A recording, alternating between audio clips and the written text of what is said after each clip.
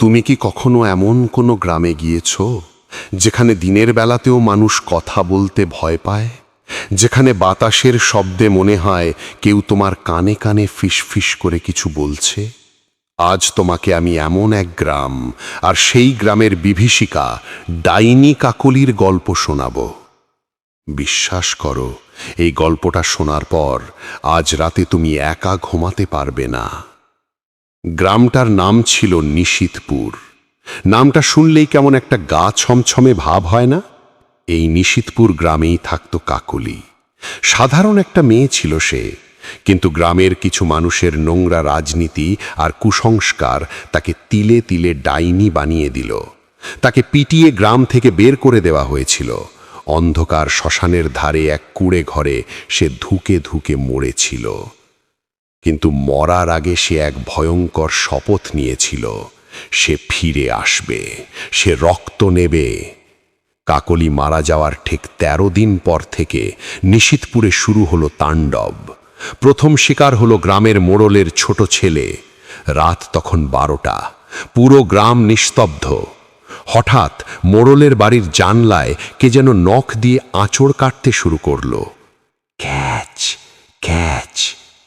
ছেলেটা জানলা খুলতেই দেখল অন্ধকারে একটা লম্বা ছায়া দাঁড়িয়ে আছে। তার চুলগুলো মেঝেতে লুটোপুটি খাচ্ছে আর চোখ দুটো আগুনের গোলার মতো জ্বলছে। পরদিন সকালে ছেলেটাকে পাওয়া গেল কুয়োর ধারে। তার শরীরের সমস্ত রক্ত কেউ যেন শুষে নিয়েছে। তার মুখটা আতঙ্কে এমনভাবে হা হয়েছিল যেন সে যমরাজকে নিজের চোখে দেখেছে। তুমি কি ভাবছো এটা কেবল একটা কাকতালীয় ঘটনা? একদম না। এরপর থেকেই শুরু হলো আসল বিভীষিকা। গ্রামের প্রতিটা ঘরে রাতে ডানা ঝাপটানোর শব্দ শোনা যেত। কাকলি আর মানুষ নেই, সে এখন এক অতৃপ্ত আত্মা, এক ডাইনি। সে যখন হাঁটে তার পায়ের উল্টো ছাপ কাদামাটিতে পড়ে থাকে। গ্রামের বয়স্করা বলে কাকলি যখন হাসে তখন গ্রামের সব কুকুর একসাথে কেঁদে ওঠে। তুমি যদি আজ রাতে নিশীথপুরের সেই মেঠো পথ দিয়ে হাঁটো, তবে অনুভব করবে পেছন থেকে কেউ তোমার ঘাড়ের ওপর তপ্ত নিঃশ্বাস ফেলছে। তুমি পিছন ফিরবে না, ভুলেও না, কারণ পিছন ফিরলেই তুমি দেখবে কাকলিকে। তার সাদা শাড়িটা রক্তে ভেজা আর তার হাতে ধরা আছে একটা ধারালো কাটারি। সে তোমার দিকে তাকিয়ে একটা পৈশাচিক হাসি হাসবে। কি ভয় পাচ্ছ তো? এটা তো কেবল শুরু। আসল খেলা তো শুরু হবে দ্বিতীয় অংশে। অংশ 2। নিশীথপুরের মানুষ যখন বুঝল কাকলি ফিরে এসেছে, তারা ঘরবাড়ি বন্ধ করে সন্ধ্যের আগেই লুকিয়ে পড়তে লাগল। কিন্তু ডাইনি কাকলিকে আটকাবে কে? তার ক্ষমতা তখন আকাশ ছোঁয়া। সে কেবল সশরীরে আসত না, সে মানুষের মনে মায়া তৈরি করত। একদিন মাঝরাতে গ্রামের একজন যুবক, নাম তার সজল, শুনল তার ঘরের বাইরে কেউ ঠিক তার মায়ের গলায় ডাকছে, সজল রে, দোরটা খোল, আমার খুব কষ্ট হচ্ছে। সজল জানত তার মা ঘরেই ঘুমিয়ে আছে, কিন্তু ডাকটা এতটাই জীবন্ত ছিল যে সে নিজেকে সামলাতে পারল না। সে জানলা দিয়ে বাইরে উঁকি দিল, দেখল বাগানে তার মা দাঁড়িয়ে আছে, কিন্তু এ কি, মায়ের পা দুটো উল্টো দিকে ঘোরানো, আর মায়ের হাতের নখগুলো ইঞ্চি 4 লম্বা। সজল চিৎকার করার আগেই সেই ছায়াটা নিমেষের মধ্যে জানলার গ্রিল ভেঙে ভেতরে ঢুকে এলো। সেটা মা ছিল না, সেটা ছিল কাকলি। সে সজলের টুটি চেপে ধরল। কাকলির গায়ের থেকে পচা মাংসের গন্ধ বেরোচ্ছিল। সে ফিসফিস করে বলল, আমাকে তোরা তাড়িয়েছিলি না, এবার আমি তোদের শেষ করব। পরদিন সজলকে পাওয়া গেল ছাদের কার্নিশে ঝুলে থাকতে। তার জিভটা টেনে ছিঁড়ে ফেলা হয়েছিল। গ্রামের তান্ত্রিকরা ডাকল, তারা যজ্ঞ করল, কিন্তু কাকলির শক্তির কাছে সব হার মানল। তান্ত্রিক যখন মন্ত্র পড়া শুরু করল, হঠাৎ আকাশ কালো করে মেঘ এলো, আর সেই যজ্ঞের আগুনের রং নীল হয়ে গেল। মাঝ আকাশে দেখা গেল কাকলির বিকট চেহারা।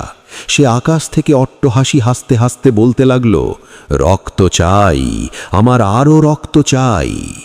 ভাবো তো একবার, তুমি যদি সেই তান্ত্রিকের জায়গায় থাকতে, তোমার চারপাশটা হঠাৎ অন্ধকার হয়ে যেত, আর তুমি শুনতে পেতে হাজার হাজার চুরির শব্দ। কাকলি আসছে, সে তোমার দরজায় কড়া নাড়ছে। তুমি কি দরজা খুলবে, নাকি নিজের শেষ মুহূর্তের জন্য অপেক্ষা করবে?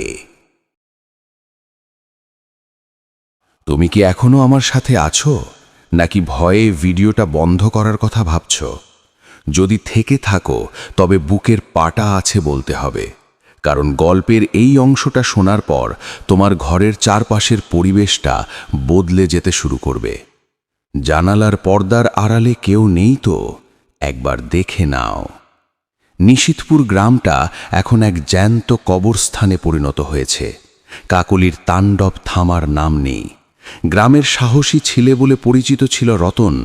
সে ঠিক করল এই ডাইনির শেষ দেখে ছাড়বে।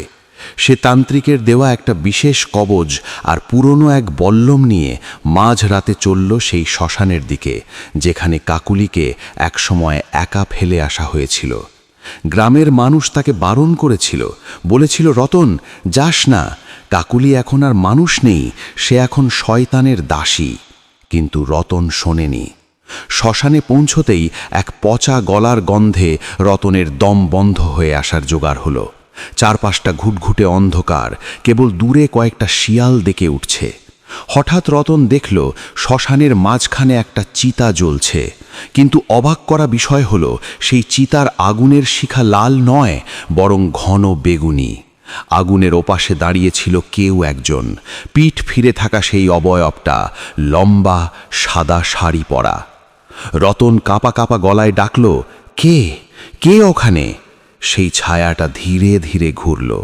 রতন দেখল সেটা কাকলি, কিন্তু তার মুখটা, ও ঈশ্বর, তার মুখের অর্ধেকটা পচে হাড় বেরিয়ে পড়েছে, আর অন্য অর্ধেকটা ঠিক আগের মতোই সুন্দরী।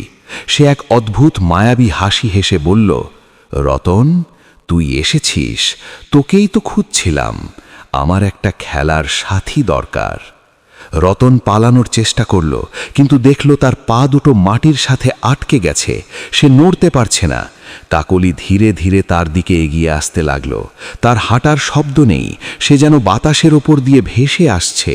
সে রতনের খুব কাছে এসে তার কানের কাছে মুখ নিয়ে ফিসফিস করে বলল, জানিস রতন, যখন তোরা আমাকে পিটিয়ে মারছিলি তখন আমার খুব কষ্ট হচ্ছিল। এখন সেই কষ্টটা আমি তোকে ফিরিয়ে দেব। হঠাৎ রতন অনুভব করল তার সারা শরীরে যেন হাজার হাজার পিঁপড়ে কামড়াচ্ছে। সে দেখল কাকলির চুলে থাকা শত শত কালো পোকা তার গায়ে এসে পড়ছে। রতন চিৎকার করতে চাইল, কিন্তু তার কণ্ঠ রোধ হয়ে গেল। পরদিন সকালে রতনকে পাওয়া গেল সেই শ্মশানের ছাইয়ের স্তূপে। তার শরীরটা এমনভাবে দুমড়ে মুচড়ে ছিল যেন কেউ তাকে কোনো বড় যন্ত্রে পিষে ফেলেছে। এখন তুমি ভাবছ, আমি তো নিশীথপুর গ্রামে নেই, আমার কি ভয়? কিন্তু তুমি কি জানো, ডাইনিরা কেবল একটা গ্রামে সীমাবদ্ধ থাকে না। তারা শব্দের মাধ্যমে, গল্পের মাধ্যমে এক জায়গা থেকে অন্য জায়গায় যাতায়াত করে। এই যে তুমি মন দিয়ে আমার এই গল্পটা শুনছ, তুমি কিন্তু কাকলির জন্য একটা রাস্তা তৈরি করে দিচ্ছ। হয়তো তোমার দরজার বাইরে কেউ এখন দাঁড়িয়ে তোমার নাম ধরে ডাকছে, খুব নিচু স্বরে। শুনতে পাচ্ছ কি? ভুলেও সাড়া দিও না, কারণ এই গল্পের শেষ অংশ, অর্থাৎ চতুর্থ অংশটি শোনার পর তুমি বুঝতে পারবে এই বিভীষিকা থেকে বাঁচার কোনো পথ নেই।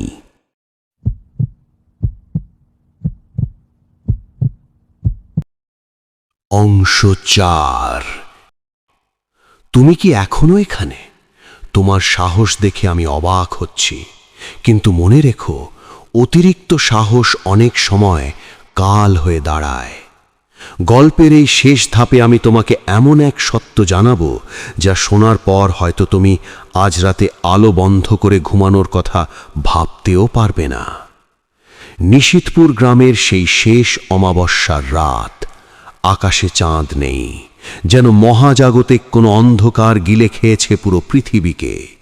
গ্রামের অবশিষ্ট মানুষগুলো ঠিক করল তারা গ্রাম ছেড়ে পালিয়ে যাবে, কিন্তু তারা জানতো না কাকলি কাউকে যেতে দেবে না। যে একবার এই গল্পের জালে জড়িয়েছে তার মুক্তি নেই। রাত যখন ঠিক 2টো, তখন পুরো গ্রামে এক বিকট কান্নার শব্দ শোনা গেল। সেই কান্নায় বাতাসের বুক চিরে যাচ্ছিল। হঠাৎ গ্রামের মন্দির থেকে রক্ত বেরোতে শুরু করল। মানুষগুলো যখন প্রাণ ভয়ে দৌড়াচ্ছিল, তারা দেখল রাস্তার মোড়ে মোড়ে কাকলি দাঁড়িয়ে আছে। না, একজন কাকলি নয়, শত শত কাকলি। প্রতিটা গাছের ডালে, প্রতিটা ঘরের চালে এসে বসে আছে। তার সেই পচা মাংসের গন্ধ এখন সারা বাতাসে। গ্রামের তান্ত্রিক তার শেষ সম্বলটুকু দিয়ে একটা সুরক্ষা কবচ তৈরি করতে চেয়েছিল, কিন্তু কাকলি তার সামনে এসে দাঁড়ালো। তার রূপ তখন আর মানুষের মতো নেই।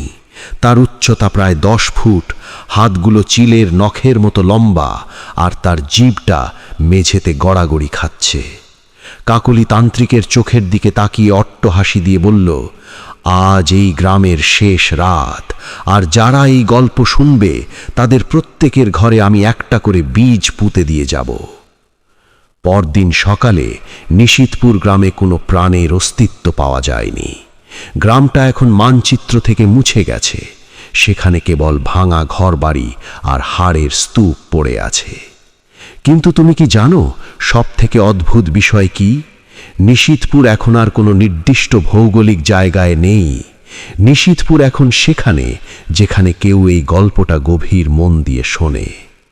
এখন একটু ভালো করে শোনো তো, তোমার ঘরের কোণে কি কোনো খসখস শব্দ হচ্ছে? অথবা তোমার আলমারির ওপর থেকে কেউ কি তোমাকে লক্ষ্য করছে? কাকলি কিন্তু কেবল নিশীথপুরে সীমাবদ্ধ নেই। সে এখন তোমার ফোনের স্ক্রিনে, তোমার হেডফোনের ভেতরে, আর তোমার অবচেতন মনে ঢুকে পড়েছে। এই যে তুমি এতক্ষণ ধরে তার নাম শুনলে, তার রূপের বর্ণনা শুনলে, এতে সে তোমার প্রতি আকৃষ্ট হয়েছে। আমি যখন এই গল্পটা শেষ করছি, তখন হয়তো কাকলি ঠিক তোমার পেছনে দাঁড়িয়ে আছে। তার সেই লম্বা নখগুলো হয়তো তোমার কাঁধের খুব কাছে। তুমি এখন আয়নার দিকে তাকাতে ভয় পাবে। তুমি এখন অন্ধকারে পা বাড়াতে ভয় পাবে, কারণ ডাইনি কাকলি এখন আর কাল্পনিক কোনো চরিত্র নয়। সে এখন তোমার বাস্তবের একটা অংশ। গল্পটা এখানেই শেষ, কিন্তু তোমার ভয় কি আদেও শেষ হলো? সাবধান, আজ রাতে কেউ ডাকলে কখনো পেছন ফিরে তাকাবে না। ভালো থেকো, যদি থাকতে পারো।